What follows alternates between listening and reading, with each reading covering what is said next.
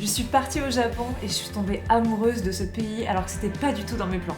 J'ai envie de vous emmener dans mon baluchon entre Tokyo, Kyoto, Osaka et Fuji et vous raconter pourquoi. Voici 10 choses magiques à vivre au Japon et je vais vous mettre les bonnes adresses dans la description et il y a aussi plein d'infos sur mon Instagram Fanifique et mon TikTok. 1. Tout est kawaii. Kawaii, ça veut dire que c'est mignon et que ça renvoie souvent à l'enfance avec des couleurs pastel ou des personnages rigolos. Et quand je dis tout, c'est tout, du lapin du métro jusqu'au panneau pour pas nourrir les pigeons, en passant par n'importe quelle paperasse administrative, déco, devanture, affiches, meubles, bouffe, papeterie.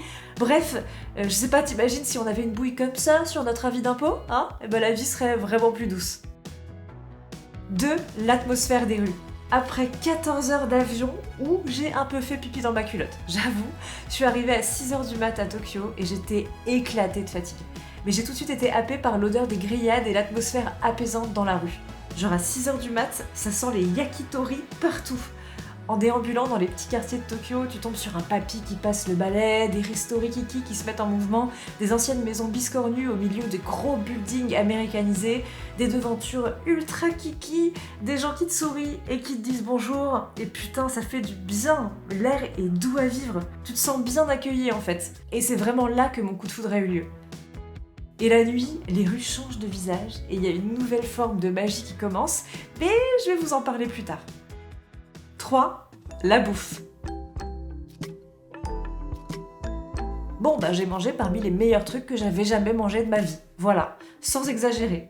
Déjà, c'est trop rigolo parce que devant tous les restos, t'as de la bouffe en plastique pour te montrer le menu. Et c'est ultra réaliste. T'as même la pinte de bière en plastoc. Et sinon, ils ont vachement la culture du petit stand de bouffe rapido dans la rue, c'est pour ça que ça sent bon partout. Et parmi les trucs qui m'ont le plus marqué, il y avait le ramen de ce mec au swag infini sur lequel on est tombé par hasard à Kyoto, ce mochi au café qui avait la consistance et la douceur d'un petit cul de bébé. Voilà, même si je suis pas spécialement fan des culs de bébé, mais c'était très doux. La découverte des okonomiyaki, c'est des omelettes un peu fourzitou qui grillent devant tes yeux, il y a des nouilles, il y a des crevettes, il y a un peu tout ce qui passe à l'intérieur. Les yakitori de ce papy ultra gentil en plein centre de Tokyo qui ne nous laissait pas choisir ce qu'on bouffait. Ah, voilà. Ce risotto œuf fromage au bouillon magique sur lequel je suis tombée par hasard dans un resto où on ne comprenait rien à la carte. Le bœuf de Kobe, et c'est vraiment le meilleur bœuf du monde. Et les fluffy pancakes japonais qui te donnent l'impression d'engloutir un nuage. Voilà, tout simplement. Mais rassurez-vous, j'ai aussi bouffé des trucs dégueulasses, comme du sandwich à l'œuf pas conservé au rayon frais, et des onigiri, c'est ces petites boules de riz au bébé sardines, voilà, avec leurs petits yeux dessus. Mais j'ai cru que c'était du soja, j'avais pas compris, donc je me suis rendu compte un peu trop tard. Ça m'apprendra à pas lire le japonais, écoutez. 4. Le côté traditionnel. Vous entendez l'expression entre tradition et modernité tellement partout que ça vous sort par les trous de nez? Eh ben, moi aussi. Et pourtant, ça prend tout son sens au Japon. Je vais commencer par le côté tradi. Déjà, il y a des temples partout en ville. Des petits, des gros, en plein milieu de la vie active et des gens en costard. J'ai découvert les tori, qui sont des espèces de portails entre le monde des humains et celui des esprits, si j'ai bien compris. Et 90% du temps, tu dors sur des futons, voilà, que tu déroules toi-même sur les tatamis qui te servent de sol. Et est-ce qu'on peut parler du kiff du onsen, hein? Ces bains communs ultra chauds où t'es 100% à poil, voilà. Et moi j'ai fait les miens complètement seul avec une vue sur le mont Fuji, donc j'ai une chance un petit peu insolente, hein, c'est vrai. 5. Le côté moderne. Il y a aussi un côté futuriste complètement zinzin au Japon. J'ai même eu droit au fameux robot qui t'apporte la bouffe et à la musique d'océan qui te détend diffusée dans les wawas de l'aéroport. Je pensais que c'était un mythe, mais non, c'est un vrai truc. Et quand je vous parlais de la ville qui change à la nuit tombée, c'est de ça que je parlais. Au centre de Tokyo, il y a tellement de lumière partout que t'as l'impression qu'il fait encore jour et que ça te crame un peu les rétines. Et tu te rends compte qu'après le boulot, t'as tous les gens en costard qui filent jouer dans des salles d'arcade comme ça, comme des fous, des salles d'arcade qui sont gigantesques sur 6 ou 7 étages. Et t'as une musique complètement psychédélique des enfers qui tourne en boucle, et c'est vraiment le Japon pop et jeux vidéo des films, je trouve. C'est là-bas d'ailleurs que j'ai découvert le vortex des UFO catchers et surtout des gâchapon. 6. Les UFO catchers et les gâchapon. Les UFO catchers, c'est la machine à grappin qui t'attrape jamais rien, hein, tu connais. Et les gâchapon, c'est globalement des machines à chewing-gum, des distributeurs quoi, avec des petits cadeaux aléatoires à l'intérieur. Ils ont des milliers de distributeurs à tous les coins de rue là-bas, des petits gâchapon comme ça, et où que tu sois, t'es sûr que tu vas en trouver. Bon, ce délire c'est pas très 2023, hein, niveau plastoc, et je pensais que j'allais être complètement hermétique du coup, mais j'avoue, je me suis prise au jeu de ouf. Voilà, parce qu'en fait là-bas, tout ce qu'il y a à collectionner, c'est mignon. Hein, c'est un vrai délire. Il y a tout en miniature. Il y a des meubles, des bagues à péricube, des sacs en forme de chien, des pigeons à chapeau, des chats qui font du yoga, des interphones, des panneaux routiers, de la bouffe, des chaussures de rando. Voilà. Et j'avoue que moi, je suis repartie avec une collection de dinettes miniatures en forme de chat. Voilà, bon, jetez-moi la pierre de la mignonnerie, hein. J'ai plus rien aussi. 7. La seconde main et le rétro gaming. Paradoxalement, il y a aussi une vraie culture de la seconde main au Japon. Dans le quartier d'Akihabara à Tokyo, il y a des magasins de rétro gaming infinis sur plusieurs étages, dans des caves, ou dans des souterrains. Enfin bon, il y a vraiment plein de magasins comme ça.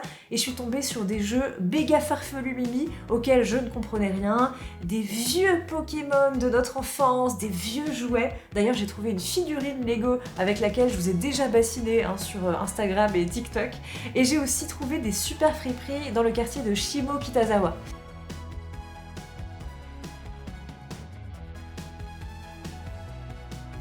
Il y avait des mimeseries à base d'oies, de hamsters, de boules de bingo et de Geneviève de Fontenay aussi.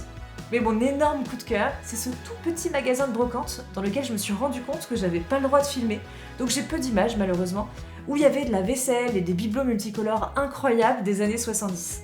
J'avais juste envie de tout acheter, donc je vous mets l'adresse dans la description. 8. La nostalgie. Et ces références à Pokémon constantes, ces Moomins, ces Hello Kitty partout, ces jeux Nintendo en veux-tu en voilà, c'est le meilleur moyen de te replonger en enfance. Et j'avais un peu l'impression d'avoir 10 ans à nouveau au Japon. J'avoue, ça s'est pas arrangé quand je suis allée au Super Nintendo World. La Super Nintendo! C'est une zone en fait dans le parc Universal Studios à Osaka et c'est vraiment trop cool. En fait on dirait un vrai niveau de Super Mario mais IRL, donc dans la vraie vie, et c'est ultra malin, c'est animé de partout, t'as un circuit de Mario Kart en réalité augmentée qui est trop rigolo, t'as tout un système interactif où tu dois collecter des pièces dans le parc en tapant dans des blocs, bref, c'est vraiment trop cool. Bon, la bouffe était dégueu, mais elle était très très mignonne, voilà. Et dans le parc, il y a aussi une zone Harry Potter et Préolard. Et les frissons que ça m'a mis, voilà. C'était le retour en enfance direct, la Madeleine, l'impression de faire ma rentrée à Poudlard. Et là encore, t'as tout un système interactif où tu peux lancer des sorts avec une baguette dans le parc et faire léviter, trembler ou embraser des trucs. Enfin bref, écoutez, je vous le dis, tout de go, j'ai versé ma petite larmichette. Voilà, arrêtez de m'embêter. 9. La gentillesse des gens. J'ai été ultra marquée par la douceur, la politesse et la bonté des Japonais. Quelle que soit la ville ou l'endroit, tu trouves toujours quelqu'un qui va prendre le temps de s'arrêter, de t'aider, de te guider, de te conseiller, alors qu'on se comprend pas du tout, parce que je parle pas japonais et qu'il ne parle pas souvent anglais. Et un de mes coups de cœur, voilà, celui qui m'a marqué, c'est ce papy tout vieux qui bossait dans une salle d'arcade et qui m'a aidé à choper ses feutres dans un UFO catcher. Parce que moi j'y arrivais pas, je galérais, et sans dire un mot, il se ramenait et il venait me montrer comme ça discretos où lancer mon grappin pour les gagner, et ça m'a super émue. Voilà. Merci monsieur papy de la salle d'arcade. 10. Comprendre les emojis. J'avoue, voyager au Japon, ça m'a aidé à comprendre pas mal d'émojis dans mon tel que je ne connaissais ni d'Eve ni d'Adam, t'as vu, voilà. Bon, le bento, le ramen, le curry japonais et la Tokyo Tower, ça allait encore. Mais j'ai découvert ça, les dango, c'est une brochette sucrée à base de pâte de riz. Les onigiri, du coup, que j'ai goûté pour la première fois, qui est une boule de riz fourrée avec du thon, par exemple, que je prenais tous les soirs au combini du coin, la petite supérette. Les fameux tori, dont je vous parlais plus tôt. Les haricots azuki, les haricots rouges qu'on met dans les taiyaki, ces gaufres rigolotes en forme de poisson. Je le prononce sûrement mal. Taiyaki, taiyaki, Bon, corrigez-moi dans les commentaires. Et là aussi je vais le prononcer mal. Les koenobori, c'est ces carpes en tissu ou en papier qu'on brandit pour la fête des enfants. Et ouais. Bref, c'était un voyage juste magique, des rencontres toutes douces, des odeurs qui me manquent, une atmosphère apaisante et de la bouffe que j'essaye de reproduire depuis mais je galère. Bref, c'était trop bien et j'avoue, j'avais pas tellement envie de rentrer. Voilà, c'est un voyage que je vous souhaite fort. Je vous fais de gros poutous et à bientôt par ici ou sur Twitch où je suis tous les jours, Instagram et TikTok. Gros poutous, big bisous, bien baveux, hein. Mouah.